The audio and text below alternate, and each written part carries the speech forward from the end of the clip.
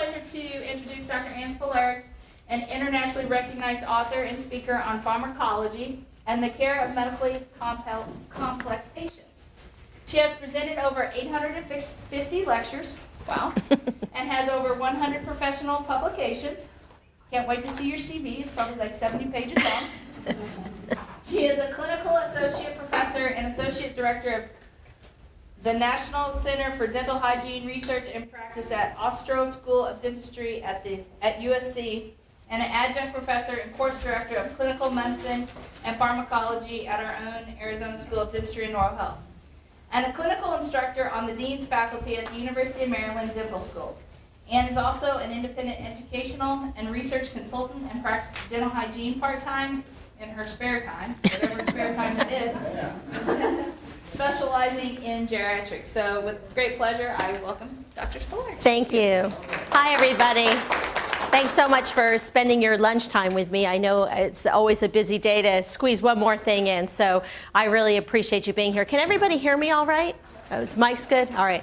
So this is actually a topic that's quite near and dear to my heart as somebody who works in geriatrics. I've been a dental hygienist for 34 years, and for the past 20 years, I have worked exclusively in geriatrics. And I think that also in combination with my pharmacology background, it's a nice marriage of topics. And I think that we're all very aware of issues related to substance abuse in our younger populations, and many times there's a tendency to maybe overlook older adults. And this really is a snapshot of what I'm giving you today in this just sort of 1 hour meeting time that we have in a much longer program that I do where we explore a lot of different kinds of substances. But I think before we start, it's important to understand that we actually have 4 generations of older adults. I am actually an older adult. And I am the youngest of the older adults. I'm the tail end of the baby boomers, right? So I'm the youngest age cohort. And we are very, very different than many of the other age cohorts in the category of older adult patients. And so when we look at all kinds of issues relating to aging, you know, what we think about with the youngest of the older adults compared to the next group, this is when you're talking about really kind of 68 to age 70 up and through the middle 70s. Then you have the people 75 to 85, and then the oldest, excuse me, my allergies are kicking up, the oldest of the oldest adults, where you really see very distinct differences in the way they will use medications, what they've been exposed to, why they may be addicted to certain substances, perhaps related to other legitimate consequences of aging and medical problems, as opposed to the recreational use that we see in boomers. Let me just start off by saying, if the only thing that you remember from today is that 1/3 of baby boomers are still recreational drug users. We are the children of the 60s. And we've never stopped using recreational drugs. And I think it's a really important thing to be thinking about when you're looking at the people who are coming into your particular care settings. So I thought today what I'd start with is to talk about what are the most commonly abused substances to increase everybody's level of awareness, and talk about how risk behaviors with substance abuse translate into other kinds of risks, like risks for cancers and systemic health consequences, infectious diseases, including STDs. And then also talk about some of the issues surrounding assessment and what you need to be thinking about, and perhaps you can take some of those kind of pearls and incorporate them into the way you're assessing some of your own patients. How does that sound to everybody today? Good. And by the way, ask questions as we go, because this is all about interaction and peer learning, so I'm certainly open to all of that. So let's just do a few kind of statistics to ground us. So the number of adults over the age of 50 with substance abuse disorders is expected to more than double before the end of this decade. And this is as, of course, boomers are coming of age. And that's across, by the way, not just boomers, but all age groups, and for men and women, and across all all ethnic groups. Interestingly enough, we have seen treatment admissions for substance abuse raise dramatically in the past 15 years, if not longer. But certainly in recent years, you see this exponential rise in the number of treatment admissions, and that's, of course, directly related to boomers, of course, coming of age as well. And older adults will present with higher risks for all kinds of complications related to their substance abuse. So right off the bat, what are the two drugs that cause the most problems? Alcohol and tobacco, right? Just like we see with other age groups as well. In fact, in older adults, they cause more medical problems than the collective abuse of all other substances combined. And what's the take home for this? They're over the counter, right? Easy to get. Nobody has to go out and buy them on the street. So about 40% of adults are regular users of alcohol. We'll talk a little bit about some of those issues more in depth in a few minutes.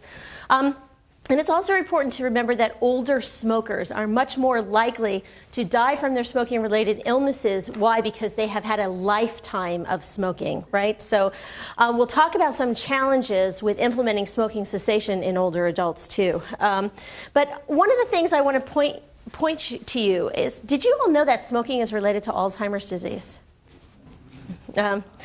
And you know what the projections are, right? Projections are down the road, 1 in 7 people will have Alzheimer's disease, which is a really staggering statistic. But you have to remember now, we've made significant gains in kids. We have much less smoking now in young people than we've ever had before. But it's going to take a long time to see that translate in risk reduction among adults and older adults, right? So we still have multiple decades to go through where we deal with all the consequences of lifetime smoking. All right, so recreational drug use, not surprisingly, marijuana is still one of the top drugs that's used recreationally in older adults. And of course, we don't have time to even then deviate off of what will the implications be with medical marijuana and the legislative changes, depending, of course, upon the state and where you reside, and how that will influence how people are using cannabis. What's quite interesting is we know in younger people, where we see legalization, actually cannabis use declines. Right, so there's something about, you know, being able to use it as an illicit substance that has an appeal in terms of recreational use and abuse. I guess the good news is that even though many older adults have abused a lot of the substances that I have listed there on the slides for you, tranquilizers, amphetamines, and cocaine, that use seems to be declining, and that's a really good thing. And we already mentioned the proportion of older adults seeking treatment is increasing. What's, I think, also notable is that we now have a very significant problem, as you all know, with older adults being addicted to prescription drugs. And pharmacists are becoming very important allies in healthcare because they are the ones who are policing a lot of this, as you know. And if you've been tracking some of the things that have been happening in the media, we had some really significant issues going down in Florida where we have a very high percentage of pain clinics, comparably so to other places in the United States. And we had 2 major chain pharmacies get fined by the Drug Enforcement Agency for the number of prescriptions that they were filling and dispensing for controlled substances. For example, one of the pharmacies in Orlando would run out of oxycodone by 10 o'clock in the morning. That's just staggering, really, to even think about that. And so what's happening now is that the pharmacists are not going to stay quiet, and they are going to directly get involved in reporting health professionals who are not writing for these substances correctly. They're not going to turn a blind eye to it because they've been made the example out of, right? So I always like to remind everyone, pharmacists are our friends, right? And we like to keep them that way. So very important to have good relationships with pharmacists. Now, how do issues of dependency start? Well, many times it starts legitimately because somebody has a diagnosed medical problem. Typically, it's related to chronic pain, some kind of pain. So maybe they had a hip replacement from chronic arthritis, or they had a terrible fall, or a surgery that had complications. We also see a lot of other issues in older adults. Anxiety related to major life changes, death of a spouse, some kind of a major life event, relocation, for example. Sleeping issues are a very real problem in older adults. Many times that's how people get hooked on benzodiazepines very early on. So it starts often with a legitimate medical problem, but dependency is multifactorial, and there's a lot of other things that come into play. And I think it's important to point out that two of the biggest driving forces for someone developing dependency are loneliness and boredom. Right? Because remember, like as someone who works with older adults, meal time's really important. It's probably the biggest social time that older adults have. They look forward to getting together around mealtime. Now, in the senior community, happy hour starts at 3:30. No, it does, right? Because meals are at 4 o'clock, 4:30, get the early bird special. And we laugh about that here in the classroom, but there's a lot of truth to that, right? There's really a lot of truth to it. It impacts us in dentistry because when people have poor oral health and they can't eat well, right, it socially isolates them. Right? And it contributes to the loneliness aspect. So there's some other things in addition to the nutritional issues, but there's the social issue of poor oral health as a risk factor in this context. What are the prescription and over-the-counter meds to which people develop substance abuse issues? Opiates, benzos, alcohol, and sleeping preparations. And then again, we talked about the fact that marijuana, now that it's being used for medical purposes, is going to have some interesting implications to see if people use it sort of beyond those medical indications. And the good news is use of cocaine and heroin goes down after the age of 60. So when we look at prescription drugs in this population, they are obviously users of a very large percentage of prescription drugs that are dispensed in this country.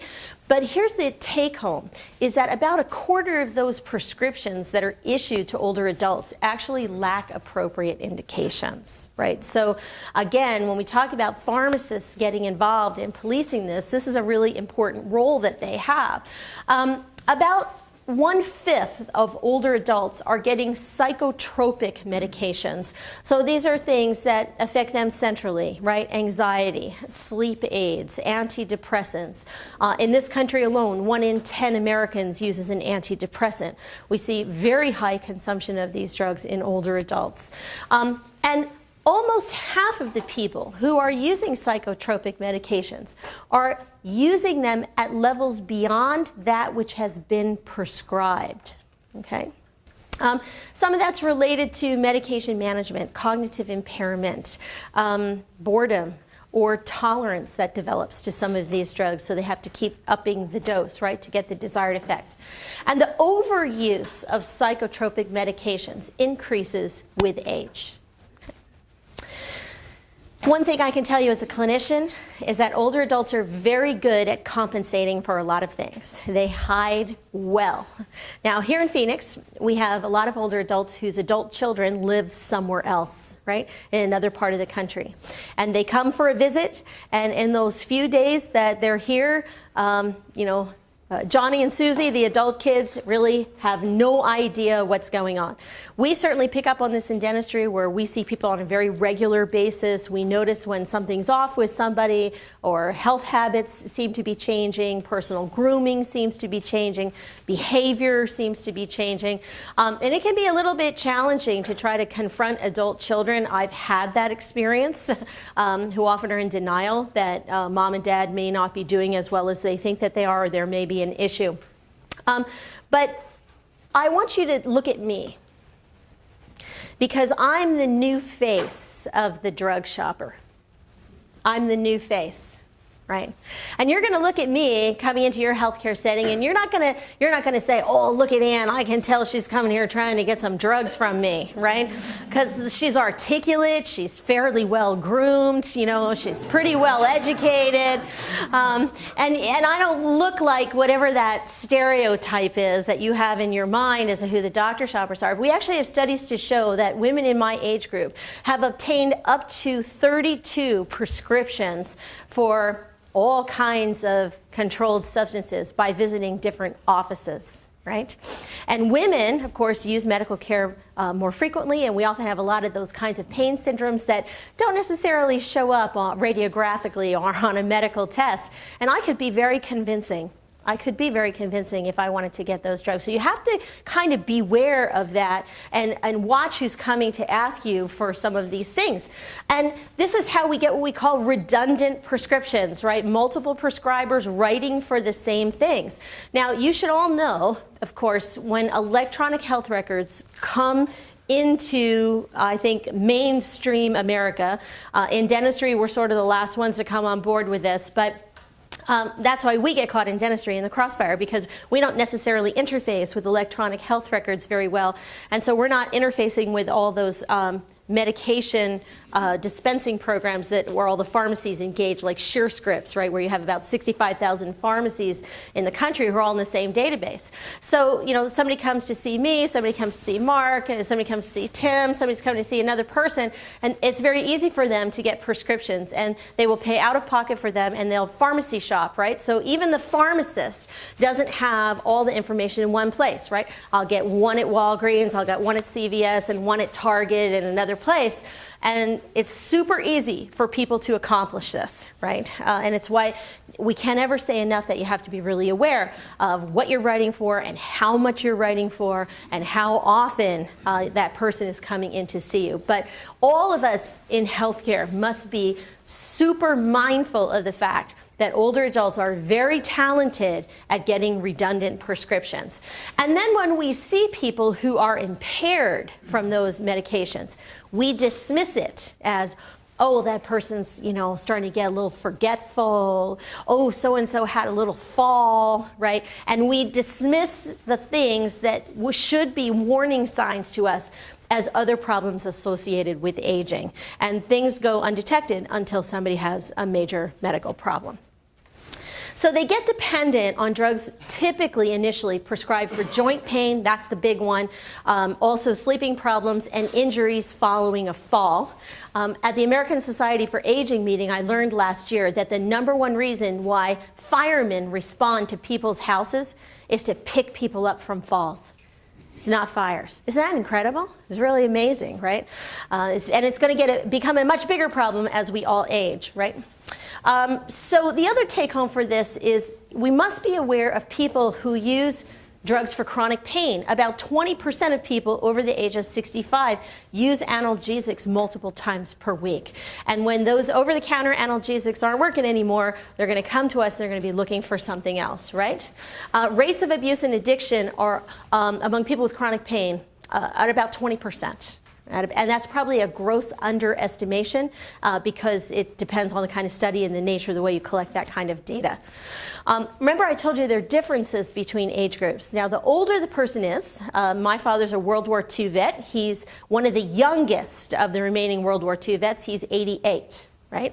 That group is a little more leery of taking drugs. Like they'll usually have to have a pretty decent conversation. You got to convince them many times to do this, as opposed to boomers, where we've been used to doing drugs and taking drugs, where we're much more likely to want drugs and expect drugs and ask for drugs, right? So that's a good example of a generational difference, right? CNS depressants, of course, opiates top the list of commonly abused substances in this category. You should all know that for the 5th year in a row, hydrocodone with acetaminophen was the most commonly prescribed drug in the United States for 5 years in a row. Here in Arizona, we rank 6th. We have the 6th highest rate of accidental opiate overdose deaths in the nation. It is not a statistic to be proud of. We are the 8th state to implement opiate prescribing guidelines to try to get a handle on this problem. So we must really all be quite mindful of this. Second and close running are the benzodiazepines, of course very popular for anti-anxiety medication, sleep aids, and barbiturates, which we don't typically use that much anymore. They're the older sedative hypnotics. They're really used more as anticonvulsants, I think, not quite as mainstream anymore as they used to be. And then conversely, I don't think we think older adults abuse stimulants, but they do. And I recently had a patient at 74 years of age come in and say, Ann, I was recently diagnosed as having ADHD at 74. Yeah, had a little moment there. I was kind of thinking about that. So don't assume, I guess is what we're saying here, right? Don't assume. And again, we see, again, prescription drugs much more widely abused than any of the kind of street drugs that you typically think of. Now, how do older people get pain medication? It's pretty easy. They don't have to go and get them on the street. They get them from well-meaning friends and relatives, and then, of course, they have a lot of them in the medicine cabinet. They also get them from a healthcare provider in large quantities, and then they have them around. And by the way, that's also then how kids get them, right? Because they're already in the medicine cabinet at home. So one of the things I often teach our dental students here is, because in dentistry, we're dealing with acute pain, that we write for quantities for 3 days use only as a starting point. And then we kind of go from there. If somebody needs more, we reevaluate the patient. There never really are drugs of choice in dentistry because they're not anti-inflammatory, but this is how people get their hands on them, writing in large quantities. And again, point in fact is, it's people in Arizona, because in the new recommendations for opiates, are becoming quite wise to this when people are expecting large quantities. I recently, I have a bum knee, those of you who know me personally, and I did something stupid to my knee over the holidays, and it was kind of painful, and I went to see my knee doctor, who said, oh, I'm going to give you some Vicodin just to kind of get you over the hump for this month, and he wrote me a prescription for 90. Right? I wouldn't take that in a year, you know. That was a month. But one of the things that I appreciated the most was he said, okay, now, first of all, you need to understand that these are only for you. You can't give them to someone else. If you give them to someone else, that's illegal. You're breaking the law. If you try to get opiates from another doctor while you are under my care, I'm dropping you as a patient. And while you are using these opiates, you must come in to see me every 30 days for evaluation. And here, go pee in this cup. So he tested me to see if I had opiates in my system before he would even give me the prescription. And he said, you probably think that's extreme. I said, no, good for you. Good for you, right? And I thought that was really, really great, right? Say again? Well, why did he give you 90? Well, that was ridiculous, right? So, and then I had to sign that I'd been told all of these things and that I agreed to those terms. So there's a lot of awareness going on now, and that's a really good thing, right? So it was a little excessive, though, the amount. Okay. So what are the warning signs? I think everybody sort of knows these already. Multiple medical problems, higher than average incidence of chronic pain, mood disorders, multiple prescribers, asking for controlled substances the first time you see them, doctor shopping.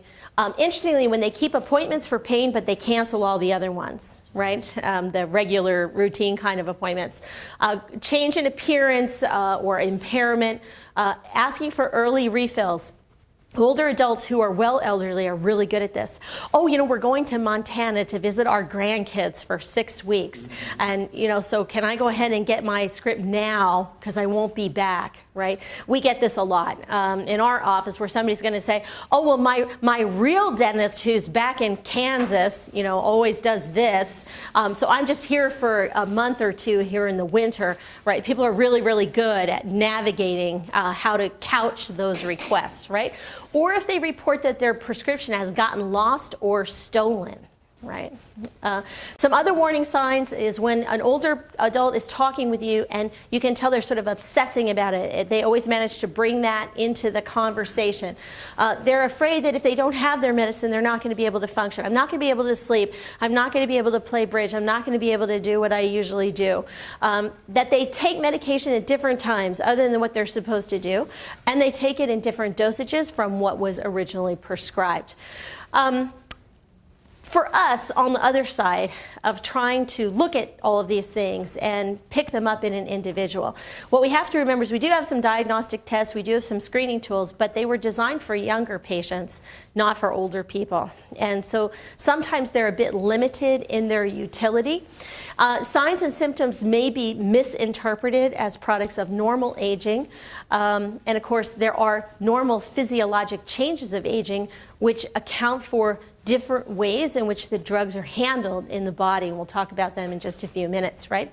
But also, it kind of translates into many times then we become afraid of trying to manage people's pain because I think we've put a fear on using opiates and other really good medications to control pain because of all of the issues we've just talked about.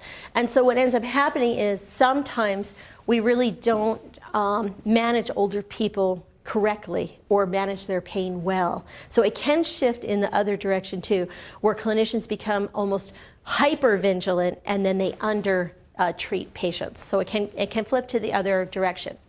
What are some of those other psychosocial factors that increase risk for dependency on prescription drugs? So major life event we talked about, loss of a spouse. I see this a lot in that if the kids live here and mom and dad still live back from where I used to be from, right? It's so much easier for us as younger adults who have busy lives and working and kids and all these things. Well, let's move mom or dad here and be with us. And then I don't have to be inconvenienced and get on a plane and do all these things. And that makes our life easier, but it's a major relocation stress for an older adult. In fact, they actually many times do quite poorly when they relocate because they leave their whole social system, right? It contributes to isolation.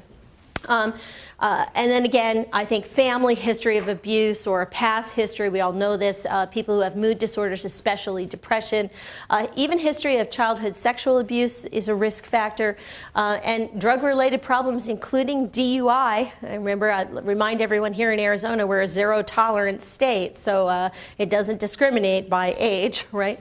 And people who are resistant to engage in monitoring programs for using controlled substances. How do you know that chronic use of pain meds has now progressed to the point where it's an abuse situation?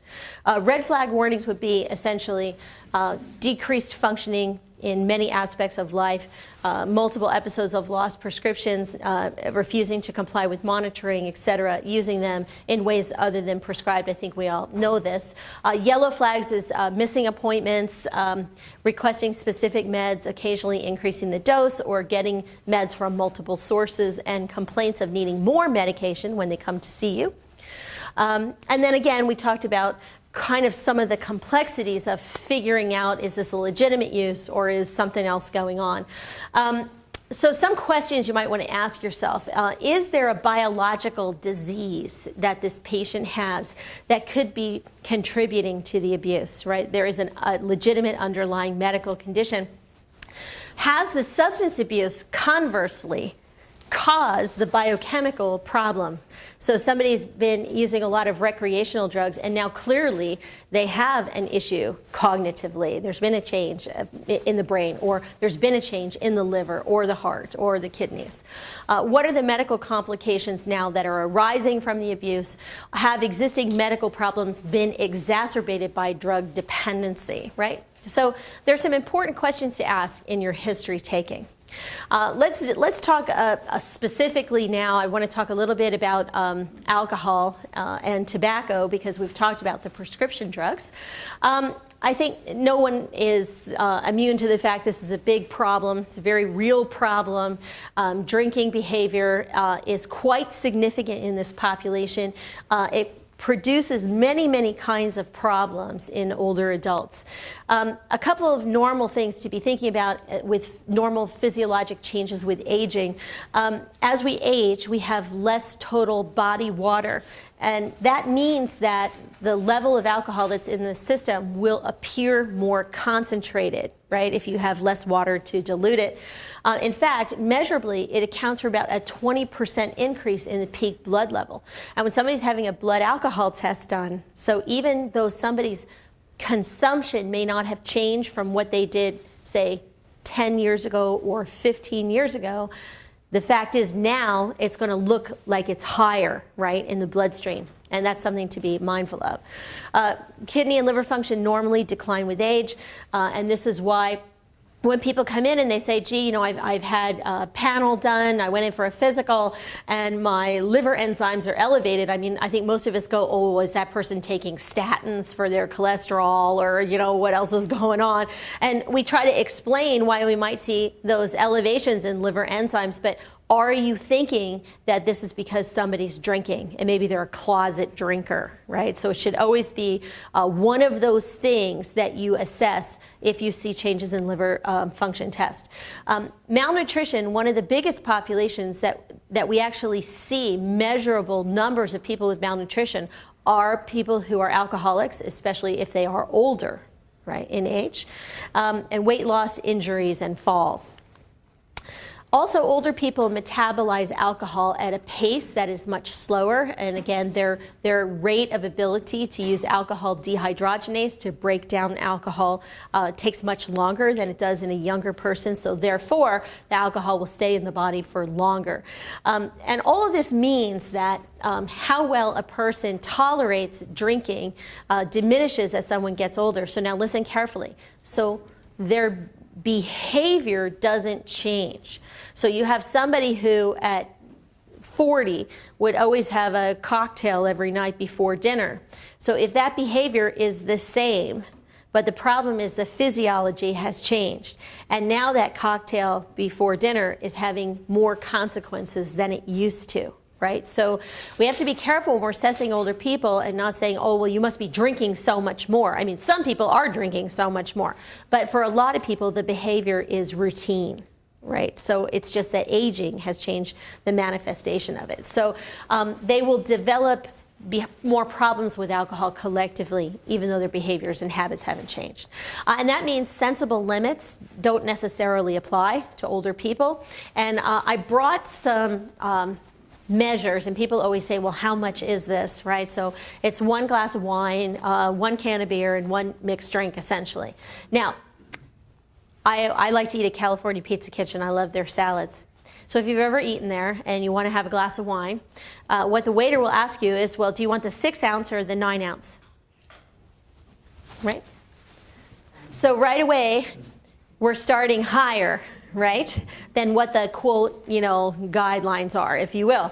And we all know that people aren't drinking these small glasses. They're getting a much bigger goblet, and they're really having 2 glasses of wine in 1 container, right? So, I mean, we all have to be mindful of that regardless of how old we are, right? So we're Americans. We like excessive quantities of a lot of things. The bigger it is, the better it is, right? So I think also keep in mind that changes in health, right, might limit people in activities, but it doesn't change their drinking behavior. I love to tell the story, the widowed woman who lived next door to my parents, many health problems, arrhythmias, lots of the typical kinds of things you see with aging. Didn't change the fact that she liked to have 2 glasses of scotch every day. And when she was no longer allowed to drive because she was periodically having seizures, she asked my father to go buy her scotch. Okay, so that's a classic kind of example of, you know, people don't think of alcohol as a drug. It's something they do socially, right? And here's someone with significant health problems who's going through a 5th of scotch every month, okay, living alone. Right? And that doesn't maybe, like if you do the math and you measure out the glasses and you go, well, okay, it's over a whole month, right? And people make excuses for that. But remember, the older this person is, that same behavior becomes more problematic, right? So in older people, the limits are much likely to be lower. What are the risk factors with the greater likelihood of unhealthy drinking? Well, the healthier you are as you get older, right? And the more money you have, because now you have opportunity, you feel good, you want to go out, you want to do all these kinds of things. Men, especially, more so than women, healthy men, as they age, drink more than healthy women do, although there are cohorts of women where that's not necessarily true, where we far surpass you men, right? And especially if we live in groups. I don't know if you know this, we see a lot of women who are widowed where they all move in together in a household, right? We see a lot more drinking in those kinds of situations, right? If you're divorced or newly single, right? Yeah, so yeah, it's kind of interesting. Right. Men, we got to get you to age 65, right? We got it. That's your magic number. Keep you there for a heart disease. But we live a lot longer than you do. All right, so biological brain disorder, you'll see the manifestations of this. You see this, by the way, across all age groups and people who are chronic drinkers. But in older adults, what happens is it gets dismissed as dementias or some other kind of health problem, right? We're not identifying it as alcohol related. We all know the liver problems. Peripheral neuropathies often get misdiagnosed as diabetic neuropathies, right? So we look at it, we say, oh, it's something else because that's that age group, right? Damage to most major organ systems, right? And increased risk for cancers. Of course, everybody should know that alcohol use is a major leading risk factor for oropharyngeal cancers, esophageal cancer, stomach cancer, and even bladder cancer. Okay, right, because of the acetaldehyde, which is the metabolic byproduct of alcohol, which is carcinogenic, right? Fatigue and weight loss associated with changes to the liver and to the pancreas. Worsening of most of the major kinds of conditions you associate with aging, cardiac conditions, diabetes, liver problems, and memory. It contributes to risk for psychosocial impairment, including risk for suicide. Please remember that no matter how old you are, people who have depression are much more likely to self-medicate with drugs and alcohol as a way of managing this problem. But this is something I really want to talk about, and we see a lot now, is caregiver burnout. The big conversation in aging is aging in place, where nobody's going to a facility to age, where we might see in our oldest of older adults, certainly in my generation, we expect to age at home. And when we age at home, it's the spouse or another family member who takes care of us as we get older.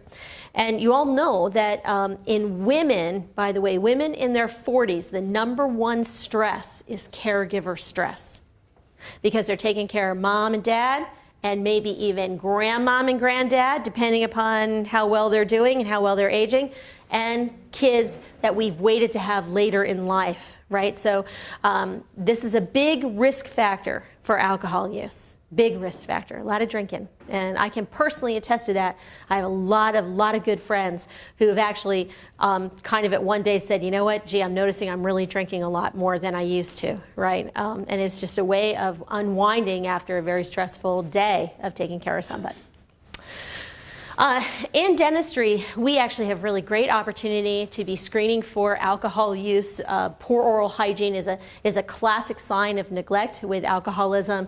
Bilateral enlargement of the parotid glands, which of course, alcoholism is just one of the differentials that you can go through to try and diagnose the etiology.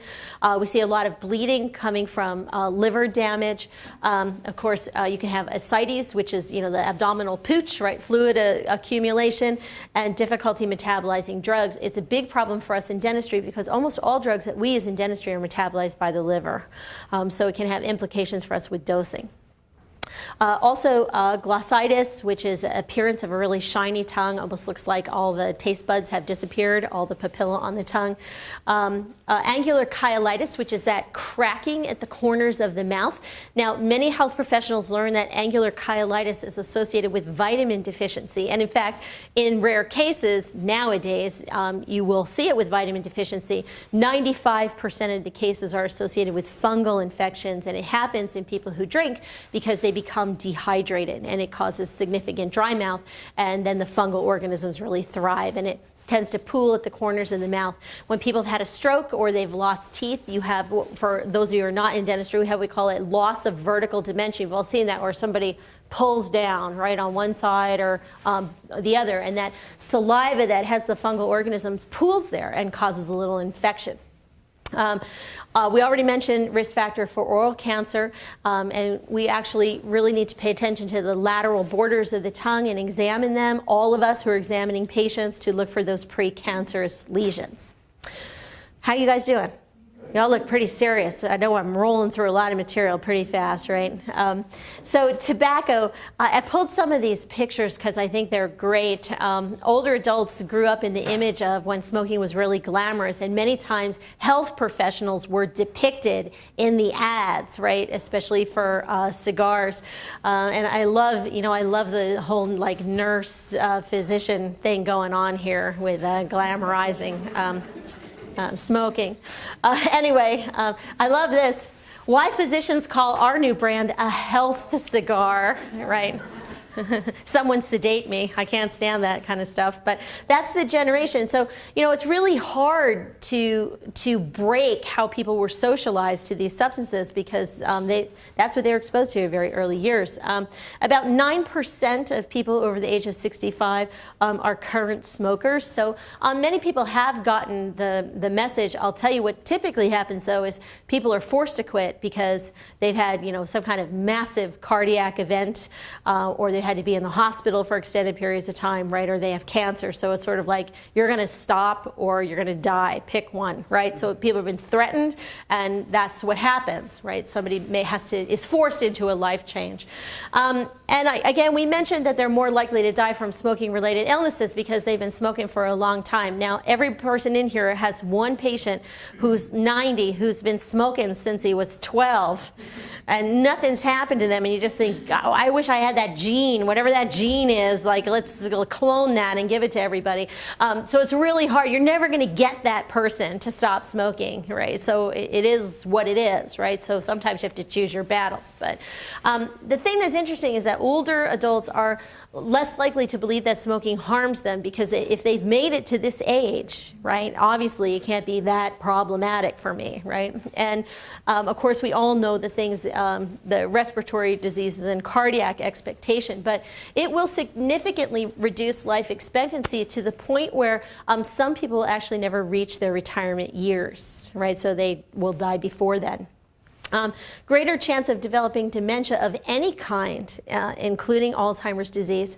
Look at this, 2 to 3 times the risk for developing cataracts. And I don't know about you, but a lot of my older patients who smoke, I see them having multiple cataract surgeries, right? They grow back. Right? And they have to have them taken off a second time.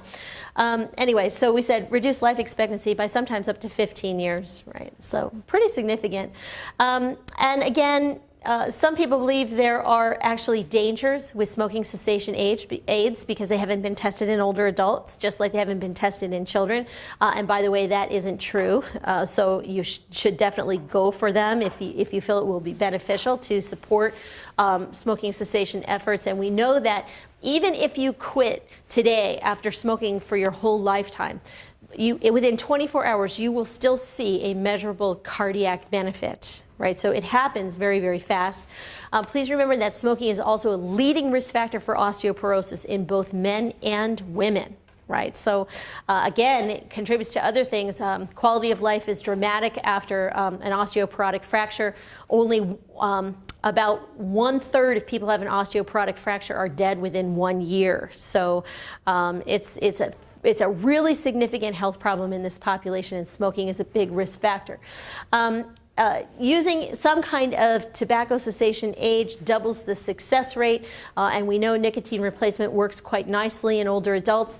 I have to tell you, I think personally the route of administration is the puffer device, because if somebody's been doing this for 50 years, they really need the hand-to-mouth thing. And the nicotine puffer devices are still prescription drugs, unlike the other nicotine replacements, which are behind the counter, right? So you still would need to write a script for that. And just like everybody else, people do better if they have behavioral therapy as well. So I thought we'd take a couple minutes to just talk about what are the screening recommendations for older adults? Who should be screened? Every 60-year-old should be assessed for alcohol and prescription drug abuse as a part of their routine physicals. And you should be screening sooner if you see signs and symptoms that suggest something's going on, especially around time of a major life event. loss of a spouse, diagnosis of a major illness, relocation, right, to a new place. Identifying abuse is complicated, as we said, because a lot of the signs and symptoms look like other things going on with aging, and warning signs get dismissed as something else going on: sleep problems, falling, anxiety, and confusion. You do have to be quite mindful of how you talk to older adults. I can tell you, I've learned this the hard way. And nobody, regardless of how old you are, likes to be stigmatized or branded. Nobody likes saying, you're a this, you're a that. Older adults especially are very sensitive to that. And that's important for the students who are here in the room to know that, because they will shut you off, because you have an issue. It's reverse ageism, where they look at you and they say, oh honey, sonny, you don't know, I've been around the block for all these years, and they're already going to dismiss you. You have to kind of gain your ground with them. And so if you're branding them or addressing them in a way that they don't think is appropriate, it's already an uphill battle. It's going to be a much bigger battle, right? So watch stigmatizing terms. They are more likely to go into a conversation with you if you couch it in a medical mindset as opposed to something else, right? So I brought some ways that you can ask people questions, right? So I'm wondering if alcohol might be the reason why your diabetes hasn't been responding well to your medicines, you know? So instead of saying, you're drinking too much and it's messing around with your medicine, right? So there's a way you do that, right? So you say, let's talk about that, right? Sometimes one prescription drug can affect how well another one's working. Let's go over the drugs you're taking and see if we can figure this one out. And so what I do is, with my own patients, I go through all their 37 medications that they're taking, and then I ask them about smoking, and I ask them about if they drink alcohol. And remember, regardless of how old you are, no one thinks having a glass of wine with dinner is drinking alcohol. That's a societal norm, right? So when you ask people, do you drink alcohol on the medical history form, what do they say? No. Right. Or they say, I'm a social drinker. What does that mean?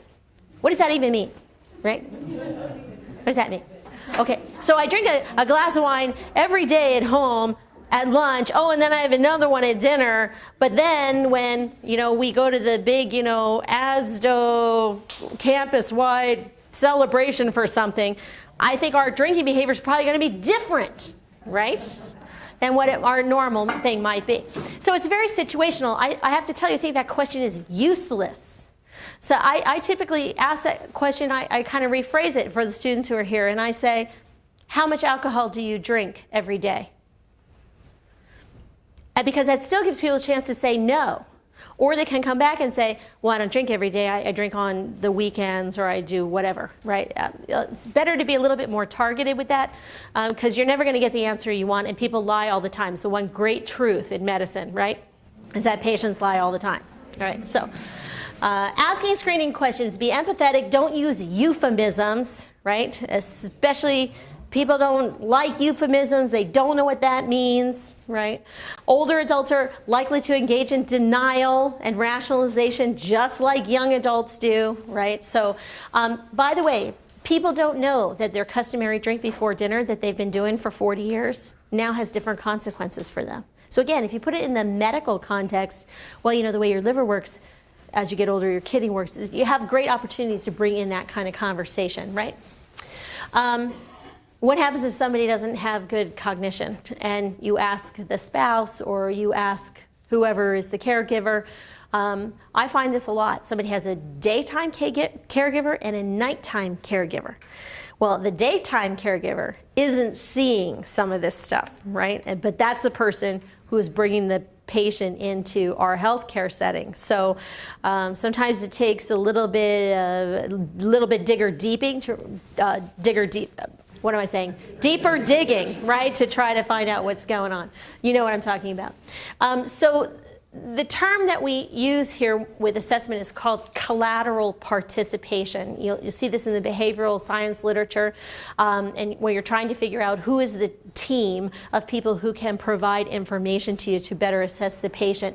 But please, you have to get the person's permission, right, to talk to these people.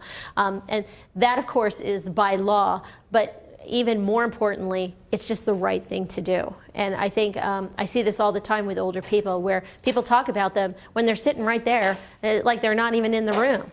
And everybody assumes that because the person has cognitive impairment, that they have no awareness of what's going on around them. And that is a big misconception, right? Especially depending on the degree of cognitive impairment. So please be mindful of that.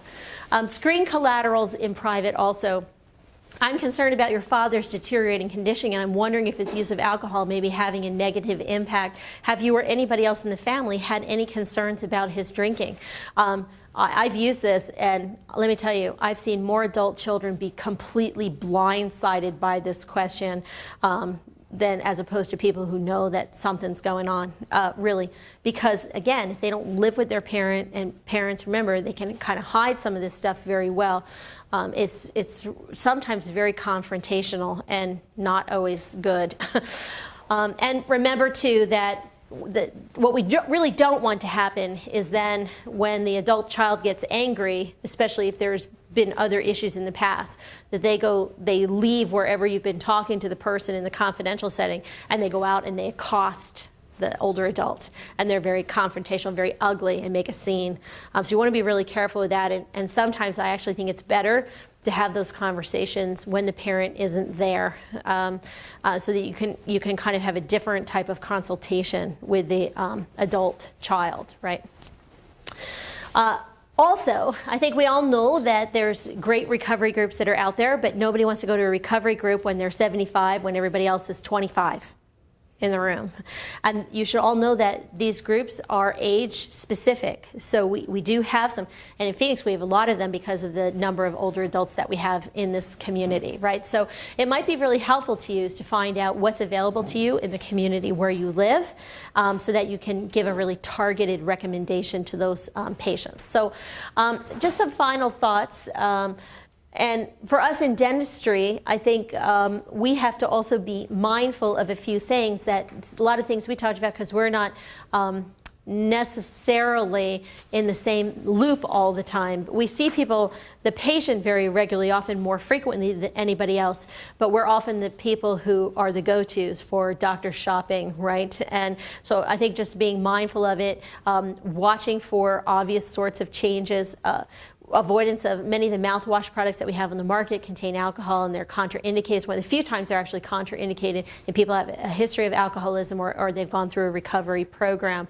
And being mindful of the number of controlled substances that we are dispensing at a given time. Also, we know that there are many issues with consequences related to chronic dry mouth that we see with alcoholism and with smoking, and it leads to a lot of bacterial and fungal and viral infections, and they will be recurrent in these individuals for as long as they are using these substances. So it puts them at risk for all kinds of oral diseases, and we have to help with cessation and then help with preventing those infections from recurring. And then finally, remember that impairment leads to risk for falls. And regardless of the setting where you work, you have to really self-assess where you're working and are you ready to handle somebody who's fallen? I can tell you one of the other most practical things that I learned from the American Society for Aging meeting was to think about your bathroom in your house, but also the bathrooms in your care settings. And you know, everybody goes in the bathroom. What's the first thing we all do is lock the door, right? Because nobody knows what we're doing in there, right? Everybody panics, like first thing, it's behavior, lock the door. But many times, you should all know, people fall when they get on and off the toilet. You might have grab bars, but it doesn't mean that maybe you have one and it's over here, but if the person's had a stroke on that side, trying to lift up off the toilet can be really problematic for people. So people fall a lot in the bathroom. So you have to know, like, can you get in if somebody's fallen? Like, do you have key access where you can unlock it from the outside? Now, in a public place like this, we have rules about that with construction. But at home, you got to think about it at home where you live, mom and dad live with you or somebody else. It's just an important little fun take-home message that I share with everybody as a self-assessment because it is an issue. And by the way, if you have a key, do you know where it is? Seriously, because that's another thing. And for us in dentistry, we worry because when people get up out of the chair and they fall, they tend to fall forward. And they fall and they try to break their fall and break hips, break arms, and then in order to get to them, EMS can't get to them, so they have to take the dental chair out. Now it's a major thing. Firemen come in, they got to move all the equipment, and it's a pretty significant issue. So I always like to end these kinds of talks with, are you ready? Do you have a plan for reducing risk for falls in the setting where you're working? I think it's a really important conversation. Any questions for me? No? Thanks for joining me. Thanks.